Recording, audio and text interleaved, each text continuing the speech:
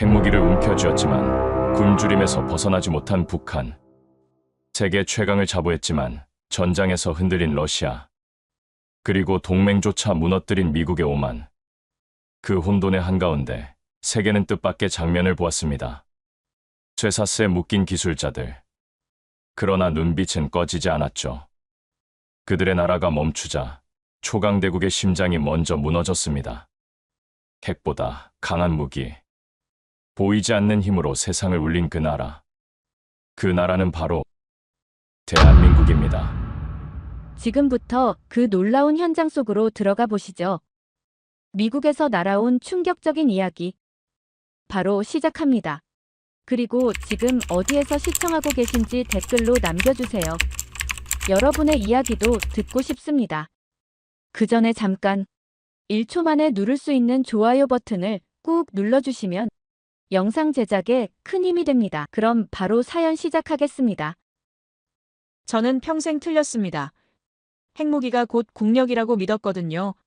하지만 러시아 모스크바 대학에서 강의하던 날, 한 질문이 제 인생을 뒤집어 놓았어요. 핵 없는 나라가 정말 약할까? 이 의문은 조지아에서 벌어진 충격적 사건과 맞물리면서 저를 완전히 바꿔놓았습니다. 미국 땅에서 한국 기술자 300명이 넘는 인원이 범죄자 취급받던 그 순간, 이 혼란은 충격적 장면과 겹치면서 저를 완전히 바꿔놓았죠. 진짜 무서운 건 핵이 아니라는 걸 말입니다. 안녕하세요. 저는 데이비드 앤더슨이라고 합니다. 미국 국무부에서 동아시아 안보를 담당하면서 하버드 케네디 스쿨에서 핵정책 박사 학위를 받고 모스크바 국립대에서도 강의를 해왔어요. 그날도 평소와 다르지 않았습니다. 모스크바 대학 국제관계학과 대형 강의실에 100명이 넘는 학생들이 앉아 있었죠. 러시아 학생들이 대부분이었지만 중국, 인도, 아프리카에서 온 유학생들도 섞여 있었어요. 저는 칠판에 간단한 질문 하나를 적었습니다. 세계 군사력 5위 안에 핵무기가 없는 나라가 있을 수 있을까요? 순간 강의실이 조용해졌어요. 학생들은 서로 눈을 마주치며 고개를 갸우뚱했습니다. 당연한 반응이었죠. 상식적으로 생각해보면 핵무기 없이 강대국이 된다는 건 말이 안 되거든요. 미국, 러시아, 중국, 프랑스, 영국 모두 핵보유국이니까 말입니다. 교수님, 그런 나라는 존재하지 않습니다. 앞줄에 앉은 러시아 학생이 확신에 찬 목소리로 말했어요. 핵무기가 없으면 진정한 강국이 될 수 없어요. 다른 학생들도 고개를 끄덕였습니다. 하지만 저는 잠시 멈춰서서 그들을 바라봤어요. 과연 그럴까요? 핵무기가 정말 국력의 전부일까요? 제 머릿속에는 이미 한 나라가 떠오르고 있었습니다. 바로 그때였어요. 뒷좌석에서 중국인 유학생이 웃으며 손을 들었습니다. 교수님, 굳이 그런 가정을 할 필요가 있을까요? 어차피 중국이 사실상 세계 최강국인데 말이에요. 순간 강의실 분위기가 싸늘해졌어요. 러시아 학생들의 얼굴이 굳어졌습니다. 자기 나라에서 중국 학생이 저런 말을 하다니. 당연히 기분이 나쁠 수밖에 없었죠. 긴장감이 흘렀지만 저는 오히려 이 순간을 기다렸다는 듯 미소를 지었습니다. 흥미로운 발언이네요. 제가 차분하게 말했어요. 그럼 질문을 바꿔볼까요? 중국이 정말 최강국이라면 왜 지금도 미국 기술에 의존하고 있을까요? 왜 반도체 하나 제대로 못 만들어서 발버둥치고 있을까요? 중국 학생의 얼굴이 붉어졌어요. 러시아 학생들은 피식 웃었습니다. 하지만 저는 거기서 멈추지 않았어요. 진짜 이야기는 지금부터였거든요. 자, 그럼 이런 나라는 어떨까요? 저는 칠판에 몇 가지 수치를 적기 시작했습니다. 세계 조선업 1위, 반도체 메모리 1위, 배터리 1위, 디스플레이 1위, 철강 생산 5위, 자동차 생산 5위, 경제 규모 10위. 그런데 핵무기는 없어요. 이런 나라가 과연 약한 나라일까요? 학생들이 웅성거리기 시작했어요. 그런 나라가 정말 있습니까? 어디죠? 혹시 일본인가요? 저는 고개를 저었습니다. 일본이 아니에요. 일본보다 훨씬 강한 나라입니다. 그때 한 러시아 학생이 궁금해하며 물었어요. 교수님, 정말 그런 나라가 존재한다면 어떻게 핵무기 없이 그렇게 강해질 수 있었나요? 바로 그 질문을 기다렸어요. 저는 잠시 침묵했다가 천천히 입을 열었습니다.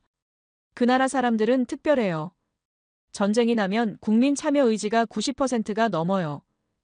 징병제를 유지하면서도 불만이 없어요. 오히려 군 복무를 자랑스러워하죠. 위기가 닥치면 온 국민이 하나가 되어 맞서는 나라예요. 그게 가능한 일인가요? 중국 학생이 의심스러운 표정으로 물었어요. 물론이죠. 저는 확신에 찬 목소리로 대답했습니다. 실제로 몇 년 전에 그 나라에서 대규모 시위가 벌어진 적이 있어요.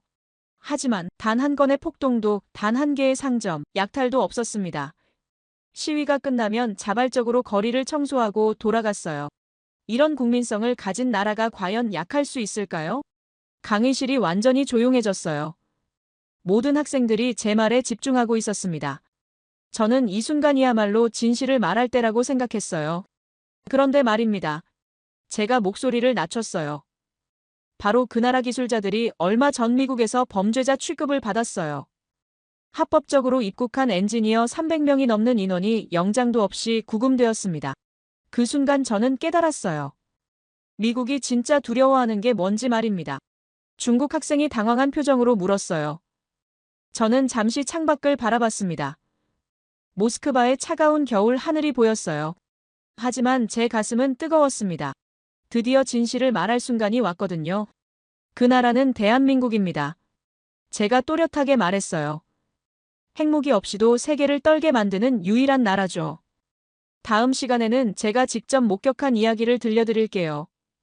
여러분이 상상도 못한 진실 말입니다. 수업이 끝나자 학생들이 술렁였어요. 특히 중국 학생은 얼굴이 새파랗게 변해 있었습니다. 저는 그 표정을 보며 확신했어요. 이제 진짜 이야기를 시작할 때가 왔다고 말입니다. 그 얼마 전 이야기를 지금부터 들려드릴게요. 아직도 생생하게 기억나는 그날 밤의 일입니다. 늦은 저녁이었는데 누가 이런 시간에 전화를 할까 싶어서 화면을 봤더니 조지아에서 걸려온 긴급 전화였어요. 수화기 너머로 들려온 목소리는 떨리고 있었습니다. 부차관보님, 큰일 났어요. 현대자동차와 LG 배터리 공장에서 한국인 기술자들이 모조리 체포되고 있습니다. 조지아 주재 영사관 직원의 다급한 목소리였어요. 지금 현장이 아수라장이에요. 장갑차와 헬리콥터까지 동원됐습니다. 저는 잠이 확 깼어요. 뭐라고요? 무슨 일이죠? 영장은 있어요? 그게 문제입니다. 영장에는 남미 출신 불법 체류자 4명의 이름만 적혀 있는데 한국인들을 모조리 잡아가고 있어요. 합법 비자 소지자들까지 수갑을 채우고 있습니다. 저는 즉시 옷을 입고 차에 올랐어요. 조지아까지는 비행기로 2시간 거리였지만 이런 긴급 상황에서는 분 단위가 중요했습니다. 비행기 안에서도 계속 전화가 걸려왔어요. 부차관보님, 상황이 더 심각해졌어요. 현장에 파견된 FBI 연락관이 보고했습니다. 체포된 인원이 300명을 넘어섰는데 이 중에 불법 체류자는 단 한 명도 없었어요. 전부 합법적으로 입국한 엔지니어들과 연구진입니다. 그럼 왜 잡아간 거예요? 제가 다급하게 물었어요. 위에서 의심스러운 외국인은 모조리 데려오라고 지시했다고 합니다. 현장 요원들도 당황하고 있어요. 저는 헬기를 타고 조지아 현대자동차 공장 상공에서 내려다봤는데 정말 충격적인 광경이었어요. 마치 전쟁터 같았습니다. 수십 대의 경찰차와 장갑차가 공장을 포위하고 있었고 헬리콥터가 상공을 맴돌고 있었어요. 현장에 도착하자마자 더욱 가슴 아픈 장면을 목격했습니다. 한국인 엔지니어들이 쇠사슬로 연결된 수갑을 차고 줄지어 서 있는 모습이었어요. 그들의 얼굴에는 당황과 분노가 뒤섞여 있었습니다. 저희가 뭘 잘못했나요? 한 중견 엔지니어가 저에게 다가와 물었어요. 저는 정당한 비자로 들어와서 합법적으로 일하고 있었는데 왜 범죄자 취급을 받아야 하나요? 그의 손목에는 쇠수갑이 채워져 있었어요. 자랑스러운 한국의 기술자가 말입니다. 제 가슴이 미어졌습니다. 현장을 지휘하던 수사관에게 다가가서 물었어요. 도대체 무슨 근거로 이 사람들을 체포한 거요? 영장에 따라 수색 체포 작전을 진행하고 있습니다. 그가 차갑게 대답했어요. 영장을 보여주세요. 제가 요구했습니다. 수사관이 건넨 영장을 보고 저는 경악했어요. 거기에는 정말로 남미 출신 불법 체류자 4명의 이름만 적혀 있었습니다. 한국인의 이름은 단 하나도 없었어요. 이 영장에는 한국인 이름이 없는데 왜 한국인들을 체포하는 거요? 제가 따졌습니다. 의심스러운 외국인은 모조리 조사하라는 지시를 받았습니다. 수사관이 뻔뻔하게 답했어요. 의심스럽다는 게 무슨 근거요? 이들은 모두 합법 비자 소지자들이에요. 그건 조사해봐야 알 일입니다. 저는 분노가 치밀어 올랐지만 감정을 억눌렀어요. 지금 중요한 건 한국인들을 안전하게 보호하는 것이었습니다. 구금된 한국인 기술자들과 대화를 나눠보니 상황이 더욱 심각했어요. 이들은 현대자동차의 핵심 엔지니어들과 LG 배터리의 선임 연구원들이었습니다. 미국 제조업의 핵심을 담당하는 사람들이었어요. 우리 없이는 공장이 하루도 돌아가지 못해요. 한 선임 엔지니어가 말했습니다. 배터리 생산 라인의 핵심 기술은 모두 우리가 관리하고 있거든요. 그 말을 듣고 저는 소름이 돋았어요. 이건 단순한 불법 체류자 단속이 아니었습니다. 미국 경제의 심장부를 마비시킬 수 있는 일이었어요. 급히 현대자동차 조지아 공장의 미국인 매니저를 만났습니다. 그의 얼굴은 창백했어요. 이 상황이 며칠만 지속되면 공장 전체가 멈춰야 합니다. 그가 절망적인 목소리로 말했어요. 한국 기술자들이 없으면 우리는 아무것도 할 수 없어요. 생산 라인의 모든 핵심 기술이 그들 손에 있거든요. LG 배터리 공장 상황도 마찬가지였습니다. 미국인 공장장이 제게 호소했어요. 한국 연구진들이 개발한 배터리 기술 없이는 테슬라에 납품할 배터리를 만들 수 없습니다. 이들이 구금되어 있는 동안 생산이 완전히 중단될 수밖에 없어요. 저는 그때 깨달았습니다. 이게 바로 미국이 한국을 두려워하는 이유구나 하고 말이에요. 핵무기는 없지만 미국 경제를 좌우할 수 있는 기술력을 가진 나라. 그것이 바로 대한민국이었습니다. 하지만 더 충격적인 건 따로 있었어요. 구금 시설에서 한국인 기술자들이 받는 대우를 보고 나서였습니다. 임시 구금 시설은 형편없었어요. 화장실도 제대로 없고 침대도 딱딱한 나무 판자였습니다. 식사는 차가운 샌드위치 한 개가 전부였어요. 이건 테러리스트도 아니고 범죄자도 아닌 합법적인 기술자들인데 왜 이런 대우를 받아야 하나요? 제가 시설 관리자에게 항의했습니다. 규정이니까 어쩔 수 없습니다. 그가 무관심하게 답했어요. 그 순간 저는 분노를 참을 수 없었어요. 미국이 동맹국의 기술자들을 이렇게 모욕적으로 대하다니, 이건 동맹이 아니라 굴욕이었습니다. 급히 한국 외교부에 연락했어요. 지금 상황이 매우 심각합니다. 3,500억 달러 투자 협상에 큰 타격이 있을 것 같아요. 얼마나 심각한가요? 외교부 장관이 물었습니다. 한국인들이 범죄자 취급받고 있어요. 이건 국가 모독 수준입니다. 그날 밤 저는 잠을 이룰 수 없었어요. 계속해서 한국인 기술자들의 얼굴이 떠올랐습니다. 쇠수갑에 묶인 채로도 당당함을 잃지 않던 그들의 모습이 말이에요. 다음 날 아침, 더 큰 충격이 기다리고 있었습니다. 하지만 그 이야기를 하기 전에 제가 러시아 학생들에게 들려준 또 다른 기억을 먼저 말씀드려야 할 것 같아요. 바로 중국에서 목격한 씁쓸한 현실 말입니다. 몇 년 전 베이징에서 열린 국제 핵정책 세미나에 참석했을 때의 일이에요. 중국 정부에서 자랑스럽게 안내한 곳이 바로 베이징 지하 핵연구소였습니다. 중국 측에서는 이 시설을 보여주며 자국의 과학기술력을 과시하고 싶어 했어요. 지하철을 타고 베이징 외곽으로 나가니 거대한 지하시설 입구가 나타났습니다. 축구장 수십 개를 합친 것보다도 큰 규모였어요. 중국 관계자가 자랑스럽게 말했습니다. 이곳에서 3,000명의 연구원이 일하고 있습니다. 세계 최대 규모의 핵연구소죠. 처음에는 저도 압도당했어요. 정말 엄청난 규모의 시설이었습니다. 최첨단 장비들이 즐비하게 늘어서 있었고 연구원들이 바삐 움직이고 있었어요.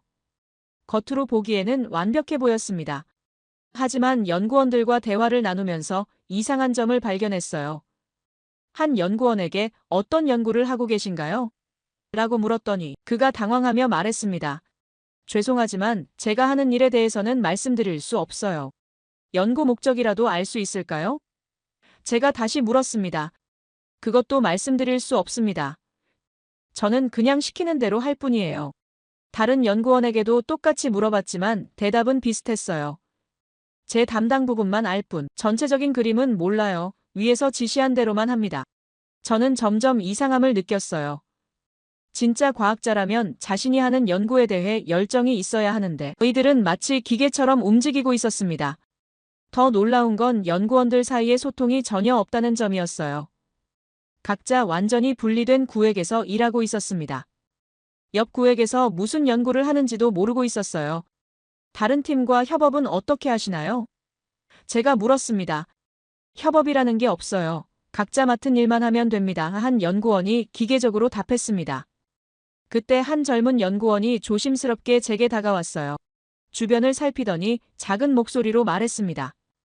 교수님, 질문 하나만 해도 될까요? 물론이죠. 뭐든지 물어보세요. 저희가 하는 연구가 정말 과학 발전에 도움이 되는 건가요? 아니면 그냥 보여주기용인 건가요? 그 질문에 저는 할 말을 잃었어요. 과학자가 자신의 연구 목적을 의심한다니, 이게 정상적인 연구 환경일까요? 왜 그런 생각을 하게 되었나요? 제가 조심스럽게 물었습니다. 몇 년째 똑같은 실험만 반복하고 있어요. 실패해도 왜 실패했는지 분석하지 않고 그냥 다시 하라고 해요. 질문하면 안 된다고 하고요. 질문하면 안 된다고요? 네, 내가 생각할 필요 없다. 시키는 대로만 해라라고 해요. 그래서 저희는 그냥 로봇처럼 일하고 있어요. 그 말을 듣고 제 가슴이 답답해졌어요. 과학의 본질은 질문에서 시작되는데 질문조차 할 수 없다니, 이런 곳에서 진정한 과학적 발견이 가능할까요? 중국 측 안내자가 자랑스럽게 말했습니다. 우리 연구소의 장점은 효율성이에요. 불필요한 토론 없이 정해진 목표를 향해 일사불란하게 움직입니다. 하지만 저는 그게 장점이 아니라 치명적인 약점이라는 걸 깨달았어요. 창의성을 억압하는 시스템에서는 진정한 혁신이 나올 수 없습니다. 다른 구역으로 이동하면서 더 충격적인 장면을 목격했어요. 한 연구원이 실험 결과를 조작하고 있는 모습이었습니다. 데이터가 원하는 결과와 다르게 나오자 숫자를 바꾸고 있었어요. 왜 데이터를 바꾸고 있나요? 제가 물었습니다. 원하는 결과가 나와야 해요. 그렇지 않으면 문제가 생겨요. 그가 당연하다는 듯 말했습니다. 하지만 그건 과학이 아니잖아요. 과학보다 중요한 게 있어요. 살아남는 거죠. 저는 그 순간 소름이 돋았어요. 이곳은 연구소가 아니라 거대한 가짜 공장이었습니다. 진짜 과학 연구가 아니라 보여주기용 실험을 하는 곳이었어요. 점심시간에 식당에서 연구원들과 대화를 나눴는데 더욱 암울한 현실을 알게 되었습니다. 대부분의 연구원들이 자신들의 연구에 회의적이었어요. 정말 솔직히 말하면 한 중견 연구원이 조심스럽게 말했습니다. 저희가 하는 연구의 대부분은 이미 서구에서 완성된 기술을 따라 하는 거예요. 새로운 발견이나 혁신은 거의 없어요. 그럼 왜 계속 하시나요? 먹고 살아야죠. 그리고 여기서 나가면 갈 곳이 없어요. 또 다른 연구원이 덧붙였습니다. 사실 저희도 진짜 연구를 하고 싶어요. 하지만 시스템이 그걸 허용하지 않아요. 실패는 용납되지 않고 질문은 금지되어 있어요. 그냥 정해진 대로만 해야 해요. 오후에는 중국 정부 관계자와 만났는데 그들의 말이 더욱 가관이었어요. 우리의 목표는 2030년까지 미국을 추월하는 것입니다. 한 고위 관리가 자신 있게 말했습니다. 어떤 방법으로요? 제가 물었어요. 인력과 자본을 대량 투입하면 됩니다. 연구원 수를 2배로 늘리고 예산도 2배로 늘릴 계획이에요. 하지만 과학은 양이 아니라 질 아닌가요? 양이 쌓이면 질이 됩니다. 중국식 방법이에요.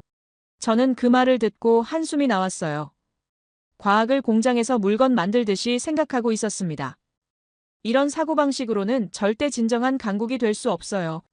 견학이 끝나고 베이징 호텔로 돌아가는 길에 저는 깊은 생각에 잠겼어요. 겉으로는 화려해 보이지만 속은 텅 빈 중국의 과학기술 현실을 목격한 거였습니다. 그날 밤 호텔에서 러시아 모스크바 대학 학생들에게 보낼 강의 자료를 정리하면서 한 가지가 떠올랐어요. 바로 10년 전 북한 영변에서 목격했던 참담한 장면들 말입니다. 중국에서 본 창의성 없는 과학이 북한의 절망적인 현실과 겹쳐지면서 저는 확신하게 되었어요. 진정한 과학 강국의 조건이 무엇인지 말입니다. 그 10년 전 북한 영변에서 목격했던 참담한 장면들을 지금도 생생하게 기억해요. 중국에서 본 창의성 없는 과학이 북한의 절망적인 현실과 겹쳐지면서 제 가슴을 더욱 무겁게 만들었습니다. 그때는 제가 국제원자력기구 사찰단의 미국 대표로 파견되었을 때였어요. 북한 핵시설에 대한 정기 점검이 목적이었습니다. 클린턴 행정부와 북한 사이의 제네바 합의 이후 처음으로 이루어진 공식 사찰이었죠. 평양에서 영변까지 가는 길은 정말 험난했어요. 비포장도로를 3시간이나 달려야 했는데 차창 밖으로 보이는 풍경은 을씨년스럽기만 했습니다. 도착한 영변 핵시설을 보고 저는 충격을 받았어요. 제가 상상했던 모습과는 완전히 달랐습니다. 건물 외벽은 낡고 군데군데 금이 가 있었어요. 창문은 깨진 채로 비닐로 임시 처리되어 있었고 담벼락에는 녹이 슬어 흘러내린 얼룩들이 곳곳에 박혀 있었습니다. 동행한 다른 사찰관들도 저와 같은 당혹감을 감추지 못했어요. 이게 정말 핵시설이라고 믿기 어려울 정도로 초라한 모습이었습니다. 시설 안으로 들어가니 상황은 더욱 심각했어요. 복도의 전등은 반도 켜지지 않았고 바닥은 여기저기 물이 새어 질척거렸습니다. 난방도 제대로 되지 않아서 숨이 하얗게 나왔어요. 북한 측 안내자가 어색하게 웃으며 시설이 좀 오래되었지만 연구에는 문제없다고 둘러댔지만 제 눈에는 이곳이 연구소가 아니라 폐허처럼 보였어요. 과연 이런 곳에서 제대로 된 연구가 가능할까 하는 의문이 들었습니다. 연구실에 들어가 보니 더욱 가슴이 아팠어요. 연구원들이 사용하는 장비는 수십 년 전 구식이었습니다. 컴퓨터는 부팅하는 데만 10분이 걸렸고 프린터는 고장난 채로 방치되어 있었어요. 한 연구원에게 이런 장비로 어떻게 연구를 하는지 물어보니 그가 체념한 듯 그냥 참고 써야 한다고 말했습니다. 다른 방법이 없다는 것이었어요. 점심시간이 되어 연구원들의 식사를 보게 되었는데 정말 충격적이었어요. 도시락통을 열어보니 옥수수밥과 김치 몇 조각이 전부였습니다. 반찬이라고 해봐야 무 몇 개가 다였어요. 이게 점심 전부인지 놀라서 묻자 한 젊은 연구원이 쓴웃음을 지으며 요즘은 이것도 많이 주는 편이라고 답했습니다. 저는 그 순간 의들이 얼마나 열악한 환경에서 일하고 있는지 깨달았어요. 제대로 된 식사도 못하는 사람들이 어떻게 복잡한 연구를 할 수 있을까 하는 생각이 들었습니다. 오후에는 실제 연구 과정을 지켜봤는데 더욱 참담했습니다. 하루에 3번씩 정전이 되었어요. 그때마다 모든 연구가 중단되고 연구원들은 그냥 앉아서 기다려야 했습니다. 정전이 이렇게 자주 나는데 연구 진행이 가능한지 물어보니 한 중년 연구원이 무표정하게 익숙해졌다고 답했어요. 정전되면 손으로 계산하고 다시 전기 들어오면 컴퓨터에 입력한다는 것이었습니다. 발전기가 있는지 물어봤더니 고장난 지 오래되었다고 했어요. 수리할 부품도 예산도 없다는 것이었습니다. 이런 상황에서 어떻게 정밀한 핵연구가 가능할까요? 저는 점점 이곳의 실상을 이해하기 시작했어요. 연구원들과 개별적으로 대화할 기회가 있었는데 그들의 이야기는 정말 가슴 아팠어요. 한 여성 연구원이 조심스럽게 제게 다가와서 솔직히 말해도 되는지 물었습니다. 저는 물론이라고 답했고 그녀는 자신들이 하는 연구가 정말 핵무기 개발인지 의문이 든다고 털어놓았어요. 실험을 해도 제대로 된 결과가 나오지 않는다는 것이었습니다. 장비도 부족하고 재료도 부족하다고 했어요. 그녀의 눈에는 절망이 가득했어요. 실패하면 정치범 수용소로 갈 수도 있다며 모든 연구원이 무서워하면서 일한다고 했습니다. 연구에 집중할 수 있는지 묻자 그녀가 쓴웃음을 지으며 매일 살아남는 것만 생각한다고 답했어요. 연구는 그 다음 문제라는 것이었습니다. 다른 연구원도 비슷한 이야기를 했어요. 솔직히 말하면 자신들이 만드는 건 핵무기가 아니라 고철이라고 했습니다. 제대로 된 기술도 없고 재료도 없어서 그냥 흉내만 내는 거라고 털어놓았어요. 왜 계속하는지 묻자 안 하면 죽으니까 선택의 여지가 없다고 답했습니다. 저는 그 말을 듣고 소름이 돋았어요. 과학자가 죽음의 공포 때문에 연구를 한다니 이런 곳에서 진정한 과학적 성과가 나올 리 없었습니다. 실험실을 둘러보니 상황은 더욱 심각했어요. 실험 장비는 고장난 것들이 대부분이었고 시약도 유통기한이 지난 것들이 많았어요. 시약들을 언제 구입했는지 물어보니 몇 년 전이라고 답했습니다. 새로 살 예산이 없어서 계속 써야 한다는 것이었어요. 유통기한이 지났는데 실험 결과가 정확할지 묻자 정확하지 않아도 어쩔 수 없다고 했습니다. 이것밖에 없다는 이유였어요. 저는 그때 깨달았어요. 이곳은 연구소가 아니라 절망의 공간이었습니다. 과학자들이 과학을 포기하고 그냥 생존만을 위해 일하는 곳이었어요. 가장 충격적이었던 건 젊은 여성 연구원과의 마지막 대화였어요. 그녀가 눈물을 글썽이며 자신은 대학에서 핵물리학을 전공했고 정말 과학자가 되고 싶었다고 말했습니다. 하지만 여기 와서 깨달았다고 했어요. 이건 과학이 아니라는 걸 말입니다. 그럼 뭐라고 생각하는지 묻자 그녀는 연극이라고 답했어요. 핵무기를 만든다는 연극을 하는 거라고 했습니다. 실제로는 아무것도 만들어지지 않고 자신들은 그냥 배우일 뿐이라고 했어요. 그녀의 눈물을 보고 제 가슴이 미어졌어요. 꿈을 가진 젊은 과학자가 이렇게 절망에 빠져 있다니 이보다 더 비극적인 일이 있을까 생각했습니다. 영변을 떠나는 길에 저는 깊은 생각에 잠겼어요. 핵무기를 만든다고 하지만 실제로는 고철만 만들어내는 북한의 현실, 그리고 공포와 절망 속에서 일하는 과학자들의 모습이 제 머릿속을 떠나지 않았습니다. 그때 저는 확신했어요. 영혼이 죽은 곳에서는 진정한 과학이 자랄 수 없다는 걸 말입니다. 아무리 핵무기를 만들려고 해도 과학자들의 마음이 죽어 있으면 절대 성공할 수 없어요. 북한에서 돌아온 후 러시아 학생들에게 이 이야기를 들려주며 한 가지를 강조했어요. 진정한 과학 강국의 조건은 첨단 장비나 거대한 예산이 아니라 자유롭게 생각하고 도전할 수 있는 환경이라는 것을 말입니다. 북한에서 돌아온 후 러시아 학생들에게 이 이야기를 들려주며 강조했던 그 순간 제 휴대폰이 급하게 울렸어요. 화면에는 국무부 동아시아 담당 국장의 이름이 떠 있었습니다. 평소 같으면 이런 늦은 시간에 연락할 리 없는 분이었죠. 뭔가 심상치 않은 일이 벌어졌다는 직감이 들었어요. 전화를 받자마자 국장의 다급한 목소리가 들려왔습니다. 조지아 현대자동차 공장과 LG 배터리 시설에서 대규모 체포 작전이 진행 중이라는 것이었어요. 한국인 기술자 수백 명이 연루되었다고 했습니다. 즉시 긴급 화상회의에 참여해 달라는 요청이었어요. 다음 날 저는 모스크바 대학 연구실에서 워싱턴과 조지아를 연결하는 3자 화상회의에 참여하고 있었습니다. 화면 너머로 보이는 국무부 위기관리실은 이미 아수라장이었어요. 여러 부서 관계자들이 분주하게 움직이고 있었고 모든 사람의 얼굴에는 긴장감이 가득했습니다. 조지아 현장에서 접속한 FBI 특별수사관이 상황을 보고하기 시작했어요. 오늘 새벽부터 시작된 작전으로 현재까지 300명이 넘는 한국인이 체포되었다고 했습니다. 그런데 문제는 체포영장에 명시된 대상과 실제 체포된 인원이 완전히 다르다는 점이었어요. 영장에는 남미 출신 불법 체류자 4명의 이름만 적혀 있었는데 현장에서는 한국인 엔지니어들을 무차별적으로 체포하고 있다는 것이었습니다. 수사관의 목소리에서 당황스러움이 묻어났어요. 자신들도 예상하지 못한 상황이 벌어지고 있다는 것이었습니다. 더욱 충격적인 것은 체포된 한국인들의 신분이었어요. 모두 합법적인 비자를 소지하고 있었을 뿐만 아니라 현대자동차와 LG의 핵심 기술진들이었습니다. 자동차 생산 라인의 핵심 엔지니어부터 배터리 연구개발팀의 선임 연구원까지 미국 제조업에 없어서는 안 될 인재들이었어요. 국무부 동아시아 국장이 침통한 목소리로 상황의 심각성을 설명했습니다. 이번 사건이 한미동맹에 미칠 파장이 엄청날 것이라고 했어요. 특히 3,500억 달러 규모의 한국 기업 투자 계획에 치명적인 타격을 줄 수 있다고 경고했습니다. 조지아 현장의 분위기는 더욱 심각했어요. 현대자동차 공장 앞에는 수십 대의 경찰차와 장갑차가 배치되어 있었고 헬리콥터가 상공을 맴돌고 있었습니다. 마치 테러리스트를 소탕하는 작전 같았어요.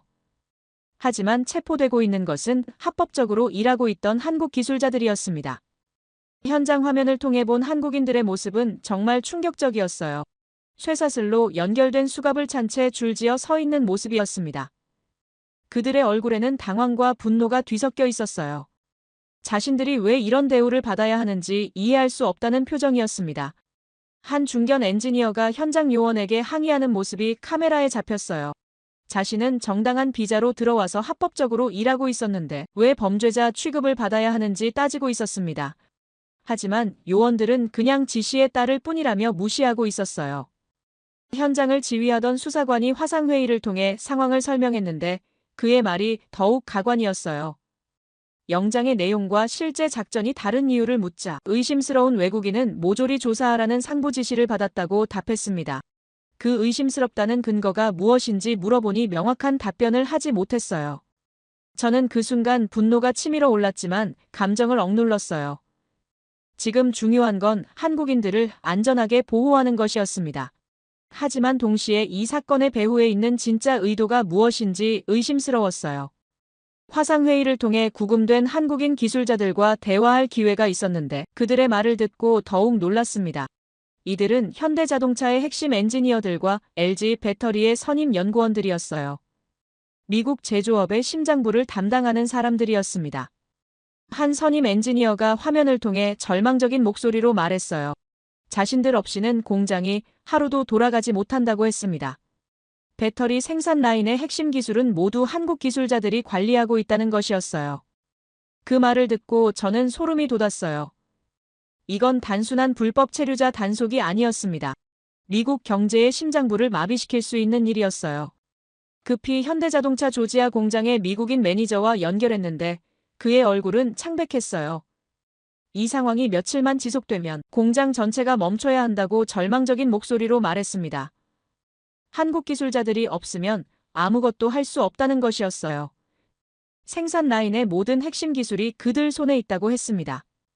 LG 배터리 공장 상황도 마찬가지였습니다. 미국인 공장장이 화상회의를 통해 호소했어요. 한국 연구진들이 개발한 배터리 기술 없이는 테슬라에 납품할 배터리를 만들 수 없다고 했습니다. 이들이 구금되어 있는 동안 생산이 완전히 중단될 수밖에 없다는 것이었어요. 저는 그때 깨달았습니다. 이게 바로 미국이 한국을 두려워하는 이유구나 하고 말이에요. 핵무기는 없지만 미국 경제를 좌우할 수 있는 기술력을 가진 나라, 그것이 바로 대한민국이었습니다. 하지만 더 충격적인 건 따로 있었어요.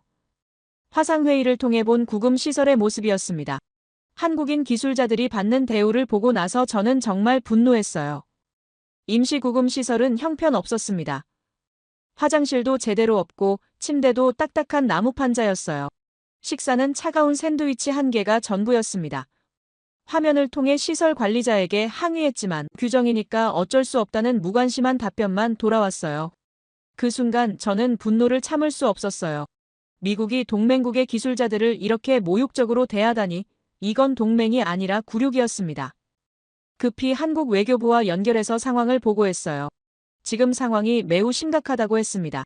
3,500억 달러 투자 협상에 큰 타격이 있을 것 같다고 경고했어요. 외교부 장관이 얼마나 심각한지 묻자 저는 한국인들이 범죄자 취급받고 있다고 답했습니다. 이건 국가 모독 수준이라고 했어요. 화상회의가 끝나고 저는 잠을 이룰 수 없었어요. 계속해서 한국인 기술자들의 얼굴이 떠올랐습니다.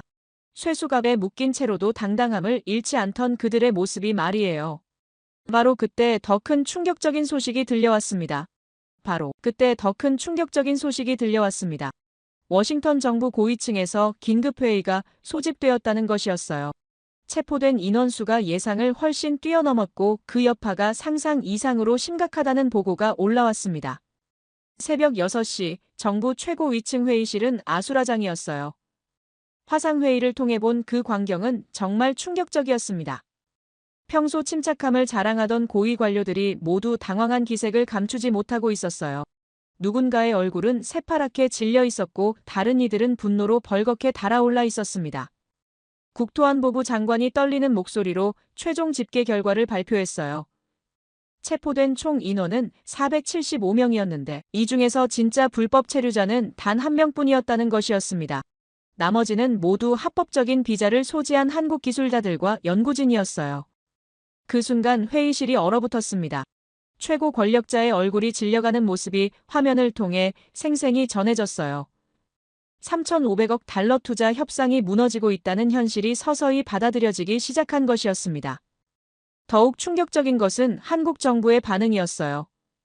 한국 외교부에서 즉시 성명을 발표했는데 그 내용이 가히 폭탄급이었습니다. 주권 모욕 앞에 협상은 없다는 단호한 입장이었어요. 3,500억 달러 투자 계획 전면 재검토를 선언한 것이었습니다. 주요 외신들이 일제히 속보를 내보내기 시작했어요. 해외 언론들은 이 사건을 한미동맹 최대 위기로 규정하며 연일 보도했습니다. 특히 유럽 언론들은 미국의 동맹국 대우 방식에 대해 신랄하게 비판했어요. 이런 일이 언제든 자신들에게도 일어날 수 있다는 우려를 표명했습니다. 정부 회의실에서는 책임 공방이 시작되었어요.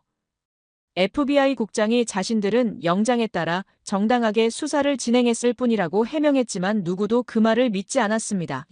영장에는 4명의 남미인 이름만 있었는데 왜 한국인 수백 명을 체포했는지에 대한 명확한 설명이 없었기 때문이었어요. 국무부 동아시아 국장이 절망적인 목소리로 상황의 심각성을 설명했습니다. 한국은 이미 주요 동맹국들에게 이번 사건을 알리기 시작했다는 것이었어요. 일본과 독일에서도 자국 기업들의 미국 투자를 재검토하겠다는 움직임이 포착되고 있다고 보고했습니다. 더욱 가관인 것은 최고 권력자의 반응이었어요. 처음에는 불법 체류자를 잡은 것 아니냐고 되물었다가 진실을 듣고 나서는 얼굴이 창백해졌습니다. 자신이 서명한 행정명령이 이런 결과를 가져올 줄 몰랐다는 변명을 늘어놓았어요. 하지만 이미 엎질러진 물이었습니다. 화상회의를 통해 조지아 현장 상황을 실시간으로 지켜보고 있었는데 상황은 더욱 악화되고 있었어요. 현대자동차 공장 앞에는 한국 교민들이 몰려와 항해 시위를 벌이고 있었고 LG 배터리 공장도 마찬가지였습니다. 조지아 주지사가 급히 화상회의에 참여해서 절망적인 보고를 했어요. 현대자동차 공장이 가동을 중단했다는 것이었습니다. 한국 기술자들이 없으면 생산 라인을 돌릴 수 없다는 것이 현실로 드러난 순간이었어요. 공장 중단으로 인한 경제적 피해는 상상을 초월했습니다. 하루 생산 중단으로 인한 손실만 수십억 달러에 달했어요. 그런데 이런 상황이 언제까지 지속될지 아무도 예측할 수 없었습니다. LG 배터리 공장 상황은 더욱 심각했어요. 테슬라를 비롯한 주요 전기차 업체들이 배터리 공급 중단을 우려하며 대체 공급처를 물색하기 시작했다는 소식이 들려왔습니다. 미국 전기차 산업 전체가 흔들리고 있는 상황이었어요. 가장 충격적인 것은 중국의 움직임이었습니다. 베이징에서 즉시 성명을 발표했는데 그 내용이 정말 가관이었어요. 중국은 한국 기술자들을 존중하며 환영한다는 입장을 밝혔습니다. 한국 기업들에게 중국 투자를 제한하면서 20년 세금 면제와 토지 무상 제공까지 약속했어요. 그 성명서에는 특히 자극적인 문구가 들어 있었습니다. 중국은 동맹국이라는 이름으로 파트너를 모욕하지 않는다는 내용이었어요. 이는 명백히 미국을 겨냥한 발언이었고 전 세계가 이를 주목하고 있었습니다. 정부 회의실의 분위기는 더욱 싸늘해졌어요. 중국이 미소를 지으며 한국을 유혹하고 있는 동안 미국은 동맹국을 쇠사슬로 묶고 있었던 것이었습니다. 이보다 더 아이러니한 상황이 있을까요? 월스트리트의 반응도 즉각적이었어요. 한국 관련 주식들이 일제히 폭락했고 미국 제조업 섹터 전체가 타격을 받았습니다. 투자자들은 한국 기업들의 미국 투자 중단 가능성을 우려하며 대량 매도에 나섰어요. 더욱 심각한 것은 다른 동맹국들의 반응이었습니다. 일본 정부에서는 자국 기업들에게 미국 투자 시 주의사항을 전달했다는 소식이 들려왔어요. 독일에서도 비슷한 움직임이 포착되었습니다. 영장 없는 체포가 언제든 자신들에게도 일어날 수 있다는 경계심이 확산되고 있었어요. 나토 사무총장까지 나서서 우려를 표명했습니다. 동맹국 간의 신뢰가 흔들리면 전체 동맹 체제가 위험해질 수 있다는 경고였어요. 이는 미국의 세계적 위상에 치명타를 가하는 발언이었습니다. 정부 최고 위층은 뒤늦게 사태 수습에 나섰지만 이미 상황은 걷잡을 수 없이 커져 있었어요. 한국에 대한 공식 사과를 검토한다는 소식이 흘러나왔지만 한국 측에서는 이미 차가운 반응을 보이고 있었습니다. 한국 외교부 대변인이 기자회견에서 발표한 내용은 더욱 충격적이었어요. 주권을 침해한 나라에 3,500억 달러를 맡길 수 없다는 입장을 재확인했습니다.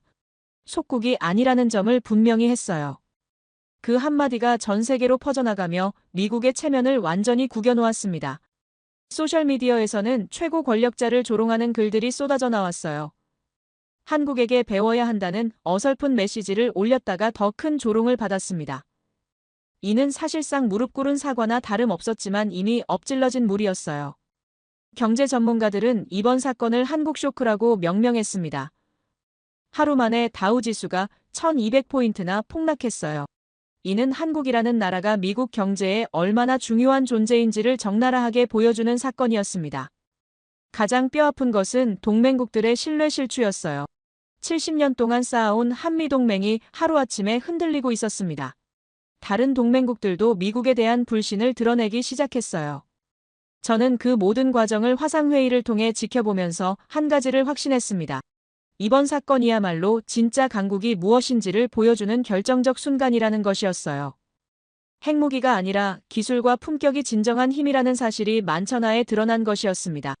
이번 사건이야말로 진짜 강국이 무엇인지를 보여주는 결정적 순간이라는 것을 확신한 저는 다시 러시아 학생들에게 또 다른 기억을 꺼내놓기로 했어요. 바로 몇 년 전 한국에서 목격했던 충격적인 장면들 말입니다. 그때는 제가 한국에 주재하면서 사드 배치 협상을 담당하고 있을 때였어요. 한국의 핵기술 수준을 파악하기 위해 대전에 있는 한국원자력연구원을 방문하게 되었습니다.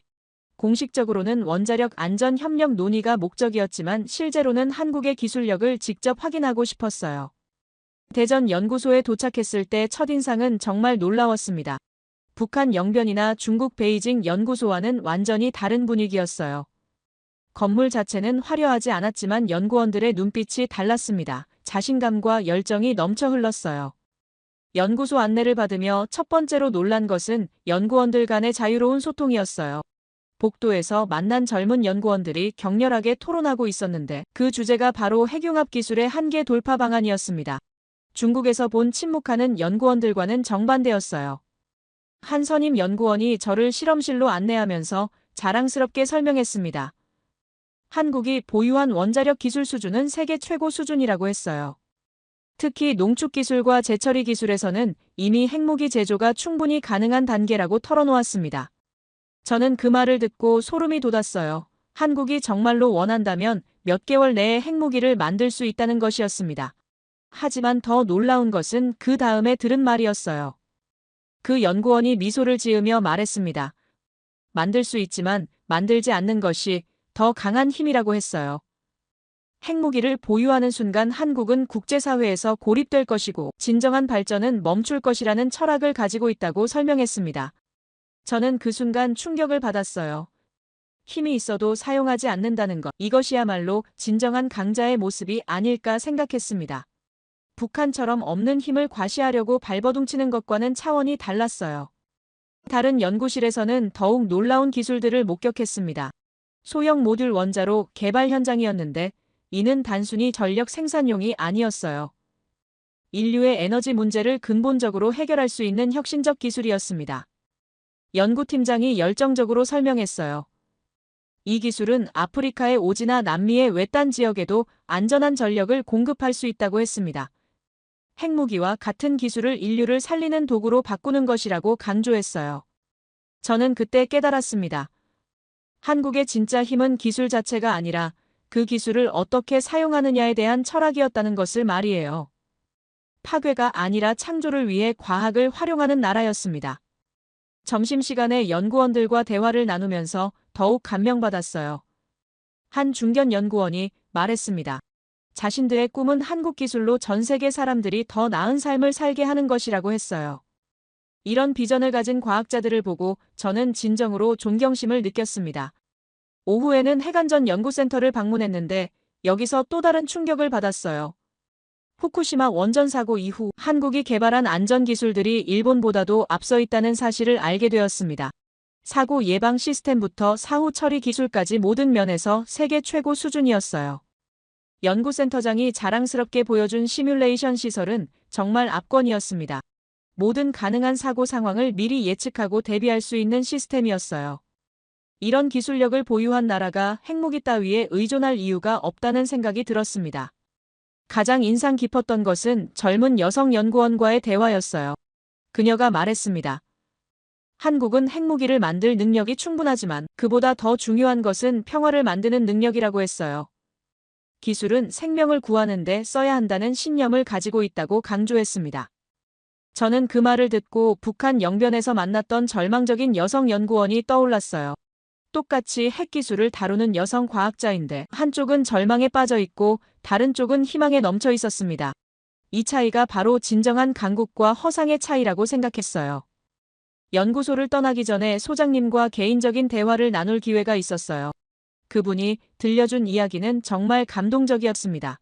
한국 정부가 핵무기 개발을 포기한 것은 약함 때문이 아니라 더 큰 비전을 위해서라고 설명했어요. 소장님이 말했습니다. 핵무기를 가진 순간 한국은 작은 나라가 되지만 핵무기 없이도 세계를 변화시킬 수 있다면 그것이야말로 진정한 대국이라고 했어요. 이런 철학을 가진 지도자들과 과학자들을 보며 저는 한국이 왜 특별한 나라인지 이해할 수 있었습니다. 대전에서 서울로 돌아가는 기차 안에서 저는 깊은 생각에 잠겼어요. 한국에서 본 것들이 제 세계관을 완전히 바꿔놓았습니다. 진정한 힘이란 무엇인가에 대해 다시 생각하게 되었어요. 서울에서 만난 한국 외교부 관계자들과의 대화도 인상적이었습니다. 그들이 말하는 한국의 외교 철학은 힘의 균형이 아니라 상생과 협력이었어요. 강한 나라가 되되 다른 나라를 위협하지 않는 것이 목표라고 했습니다. 특히 한 외교관이 한 말이 기억에 남아요. 한국은 분단국가로서 전쟁의 참혹함을 누구보다 잘 안다고 했습니다. 그래서 평화를 만드는 기술에 더 집중한다고 설명했어요. 이런 경험이 한국을 특별하게 만드는 요소라고 생각했습니다. 한국에서의 경험을 통해 저는 확신하게 되었어요. 이 나라야말로 21세기가 필요로 하는 새로운 형태의 강국이라는 것을 말이에요. 무력이 아니라 기술과 철학으로 세계를 이끌어가는 나라였습니다. 러시아 학생들에게 이 이야기를 들려주면서 저는 한 가지를 강조했어요. 진정한 국력은 얼마나 많은 무기를 가졌느냐가 아니라 얼마나 많은 사람을 살릴 수 있느냐에 달려있다는 것이었습니다. 그리고 바로 그 순간 조지아에서 벌어진 사건이 이 모든 철학과 현실이 충돌하는 결정적 순간이 되었다는 것을 깨달았어요. 미국이 한국의 진정한 힘을 두려워한 나머지 동맹국을 적으로 대한 것이었습니다. 미국이 한국의 진정한 힘을 두려워한 나머지 동맹국을 적으로 대한 그 현실을 목격한 후 저는 러시아 강의실로 다시 돌아와 학생들에게 이 모든 이야기의 진짜 결론을 들려줄 시간이 되었다고 생각했어요. 바로 세상에서 가장 무서운 무기에 대해서 말입니다. 강의실 분위기는 완전히 달라져 있었어요. 처음에 한국을 무시하며 비웃던 중국 학생도 이제는 진지한 표정으로 제 말에 귀를 기울이고 있었습니다. 러시아 학생들의 눈빛에서는 호기심과 존경이 동시에 느껴졌어요. 이들은 지금까지 들어본 적 없는 완전히 새로운 관점의 이야기를 듣고 있다는 걸 알고 있었습니다. 저는 칠판에 큰 글씨로 적었습니다. 보이지 않는 핵. 학생들이 웅성거리기 시작했어요. 핵무기도 아닌데 핵이라니 무슨 뜻인지 궁금해했습니다. 한 러시아 학생이 손을 들고 물었어요. 교수님이 말씀하시는 보이지 않는 핵이 정확히 무엇인지 설명해 달라고 했습니다. 저는 잠시 침묵을 유지한 후 천천히 입을 열었어요. 여러분이 지금까지 들은 모든 이야기의 답이 바로 여기에 있다고 말했습니다. 조지아에서 벌어진 그 충격적인 사건, 중국의 허상, 북한의 절망, 그리고 한국에서 목격한 놀라운 현실, 이 모든 것이 하나의 진실을 가리키고 있다고 설명했어요. 한국에 보이지 않는 핵은 세 가지 요소로 구성되어 있다고 칠판에 적기 시작했습니다. 첫 번째는 국민의 결속력, 두 번째는 세계 최고 수준의 기술력, 그리고 세 번째는 평화를 추구하는 철학이라고 설명했어요. 이 세 가지가 합쳐졌을 때 핵무기보다도 무서운 힘이 만들어진다고 강조했습니다. 국민 결속력에 대해서는 구체적인 사례를 들어 설명했어요. 몇 년 전 한국에서 대규모 시위가 벌어졌을 때의 일을 언급했습니다. 수백만 명이 거리로 나왔지만 단 한 건의 폭동도 없었고 단 하나의 상점 약탈도 없었다고 했어요. 시위가 끝나면 자발적으로 거리를 청소하고 질서정연하게 돌아가는 국민성을 가진 나라라고 설명했습니다. 중국 학생이 그런 게 가능한 일인지 의심스럽다는 표정을 지었어요. 저는 더 놀라운 사실을 알려줬습니다. 한국은 전쟁이 나면 국민 참여 의지가 90%를 넘어서는 유일한 나라라고 했어요.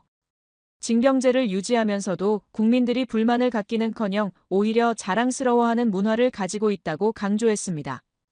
러시아 학생 하나가 놀라며 물었어요. 그럼 한국 국민들은 모두 전쟁을 원한다는 것인지 말이에요.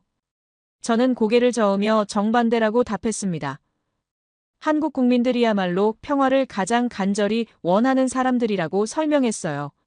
하지만 평화를 지키기 위해서라면 기꺼이 싸울 각오가 되어 있다는 것이 진짜 무서운 부분이라고 강조했습니다. 두 번째 요소인 기술력에 대해서는 더욱 자세히 설명했어요. 한국이 세계 조선업 1위, 반도체 메모리 1위, 배터리 1위, 디스플레이 1위를 차지하고 있다고 나열했습니다. 이 모든 것을 핵무기 없이 이뤄낸 나라라고 강조했어요. 더 놀라운 것은 이런 기술들이 모두 다른 나라들의 생존에 필수적이라는 점이었습니다. 조지아 사건이 바로 그 증거라고 설명했어요. 한국 기술자 몇백 명이 구금되자 미국 전체 제조업이 마비 위기에 처했다고 했습니다. 이것이야말로 진정한 힘의 모습이라고 강조했어요. 상대방을 파괴하는 것이 아니라 상대방이 자신 없이는 살 수 없게 만드는 힘 말입니다. 세 번째 요소인 철학에 대해서는 가장 감동적으로 설명했습니다. 한국은 원한다면 몇 개월 내에 핵무기를 만들 수 있는 기술력을 보유하고 있지만 그렇게 하지 않는다고 했어요. 만들 수 있지만 만들지 않는 선택이야말로 진정한 힘이라고 설명했습니다. 대신 한국이 개발하고 있는 것은 소형 모듈 원자로 같은 기술이라고 말했어요. 이는 아프리카의 오지나 남미의 외딴 지역에도 안전한 전력을 공급할 수 있는 혁신 기술이라고 설명했습니다. 같은 원자력 기술을 파괴가 아니라 창조를 위해 사용하는 나라라고 강조했어요. 북한에서 탈출한 여성 연구원의 이야기도 다시 들려줬습니다. 그녀가 한국에 와서 저에게 보낸 메일 내용을 소개했어요.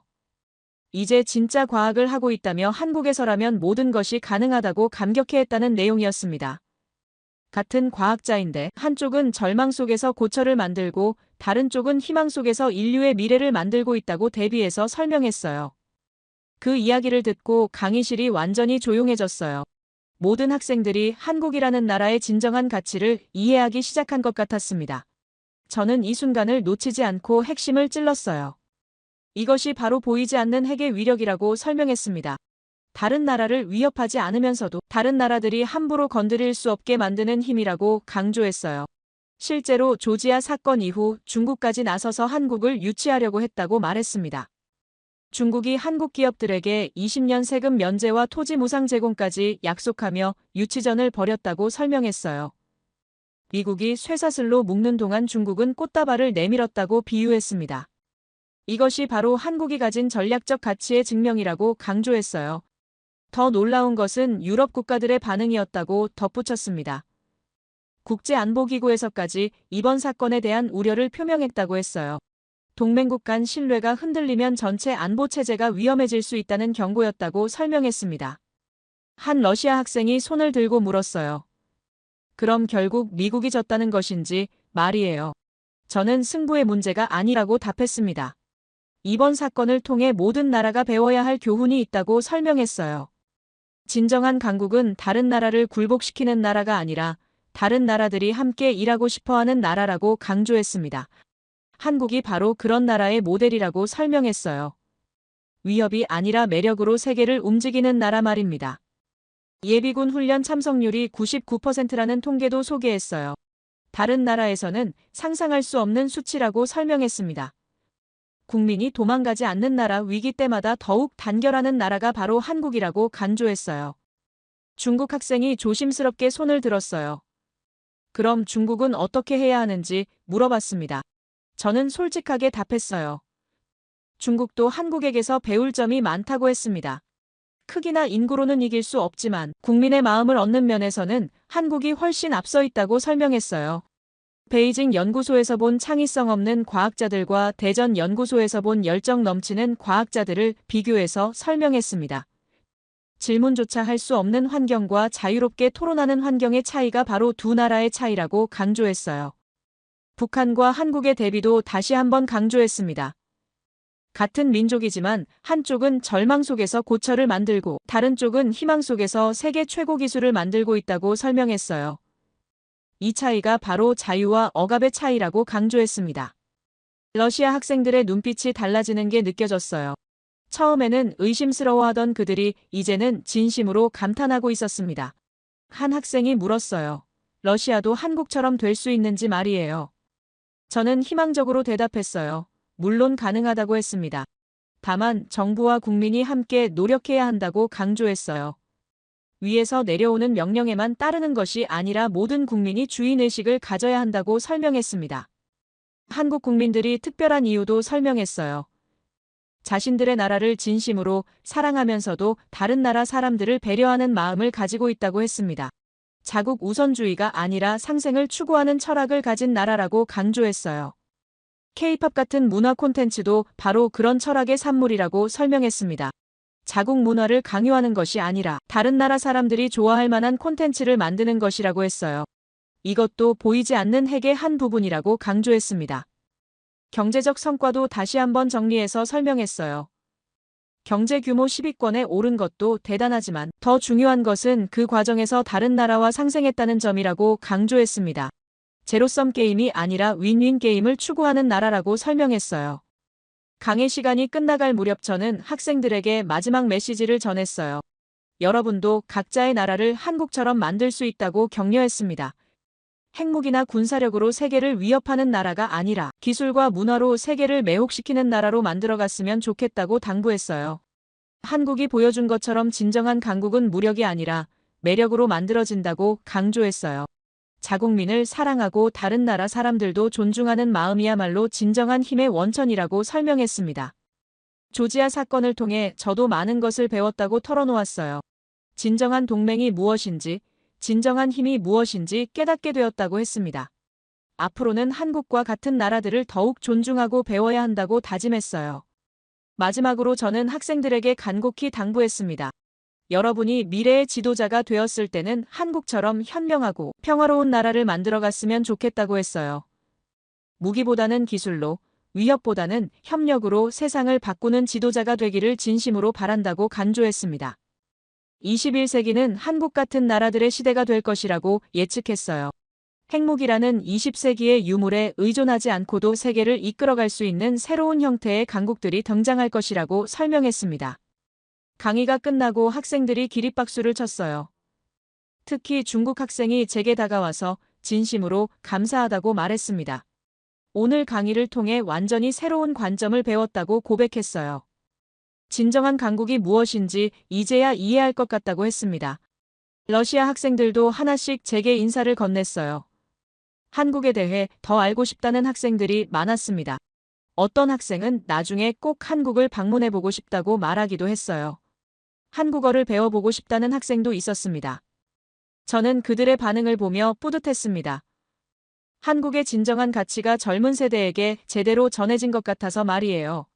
이들이 미래의 지도자가 되었을 때 한국과 같은 나라들을 존중하고 협력할 것이라는 희망을 가질 수 있었습니다. 모스크바 대학을 떠나면서 저는 한 가지를 확신했어요. 한국이야말로 진정한 21세기형 강국의 모델이라는 것을 말이에요. 보이지 않는 핵으로 무장한 평화로운 강국, 그것이 바로 대한민국의 진짜 이름이었습니다. 앞으로 세계 각국이 한국에게서 배워야 할 점들이 참 많을 것 같아요. 진정한 리더십이 무엇인지, 진정한 힘이 무엇인지, 진정한 평화가 무엇인지 말입니다. 여러분의 나라도 한국처럼 세계로부터 사랑받고 존경받는 나라가 되기를 진심으로 바랍니다. 제 이야기를 끝까지 들어주셔서 감사합니다. 모두 안녕히 계세요. 오늘의 사연 어떻게 들으셨나요? 핵무기보다 무서운 힘이 무엇인지 또 진짜 강국의 조건이 무엇인지 생각할 거리가 많은 이야기였던 것 같습니다. 어쩌면 우리가 알고 있던 힘의 정의는 틀렸을지도 모르고 진짜 무기는 총칼이 아니라 국민의 의지와 기술일지도 모릅니다. 강대국이라 불리는 나라들이 흔들릴 때 오히려 작다고 불리던 나라가 세계를 놀라게 하는 모습, 이게 역사의 아이러니 아닐까요? 앞으로 세상은 어디로 흘러갈지, 또 어떤 나라가 진짜 강국으로 남을지 그 답은 아직 아무도 모릅니다. 여러분의 생각을 아래 댓글에 남겨주세요. 그리고 감동적인 사연을 주변 사람들과 공유하고 함께 이야기 나눠보세요. 마지막으로 1초밖에 걸리지 않는 구독과 좋아요, 알림 설정은 영상 제작에 큰 힘이 됩니다. 지금까지 감동을 담아 여러분께 진심을 전하는 감동담기였습니다. 오늘 하루도 행복한 하루 보내세요.